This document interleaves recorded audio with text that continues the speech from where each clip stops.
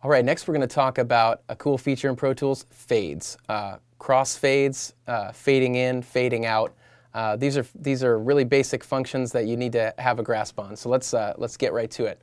On this drum track here, this little piece that I substituted in here for the fill, if you remember from earlier, I want to make sure that the cuts on that sound good. So I'm going to zoom in here using the T key. And to create a crossfade, I want to crossfade this section right here, because sometimes when you're cutting up stuff, when you're pasting things, the audio doesn't line up perfectly, so you might get a little pop or a click, and you don't want that. So the way we do this is you're gonna click and drag over your edit here. Okay, so just click and drag. And then we're going to go up to the Edit menu up here. And all the way at the bottom of the Edit menu is Fades. And then Create. And as you can see, the hotkey for that is Apple F. That's a good one to know. That's going to bring up the Fades dialog box. Now, this is going to give you a couple options for the type of fade you want to make, and all fades kind of sound a little bit different, especially when they're longer fades. They sound a little bit different. Equal power, you can do a S-curve fade, all kinds of different fades. We're just going to keep it on standard equal gain fade and hit OK.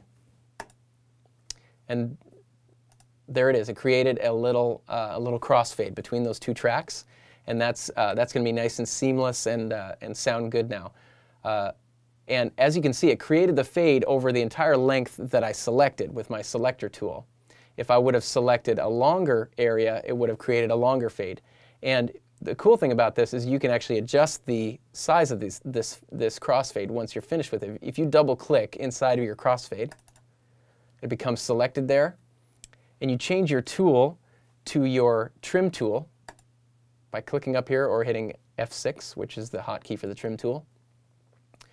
I can trim this just like I trim a region, except it's going to create a new fade. So now I made it longer there. It's let's say I want a really long fade, or I want to trim it so it's nice and short. You can get your crossfade exactly how you want it using the trim tool, which is really cool. And if I switch to the grabber tool, which is the one that looks like a hand here, and I double click on that fade, it brings back up the fades dialog box, which is really cool.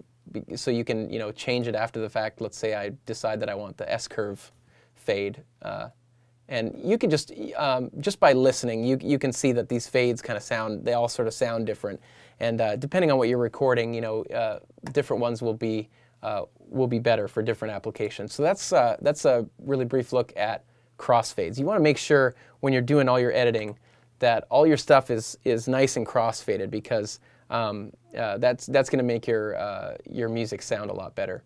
So that's crossfades. Let's look at fade in and fade out. Let's say for the first little bit of this song, I want it to fade in, or maybe I just want my acoustic tracks to fade in here.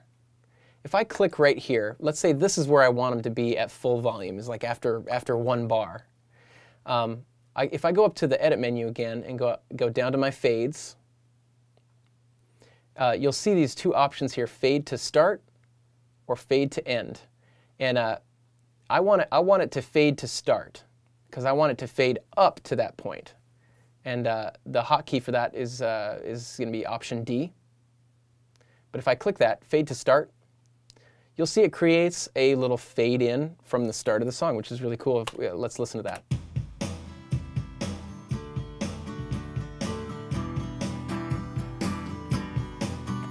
In the same way, if you want to, let's say I want to fade out my drums at the end of the song, if I click on my drums, wherever I want them to start fading, and I go up to my Edit menu again and to the fades, and do fade to end, which is Option G, it's going to fade out that drum track. Let's listen to that.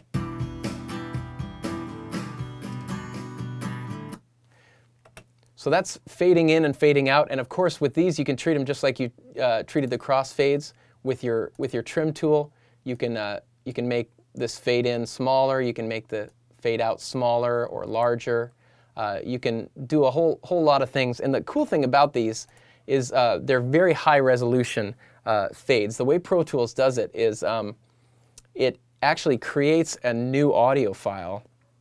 Whenever you do a crossfade or a fade, it creates a brand new audio file that is just that fade. So it's doing it at your session resolution. It's doing it at at 48K, 48,000.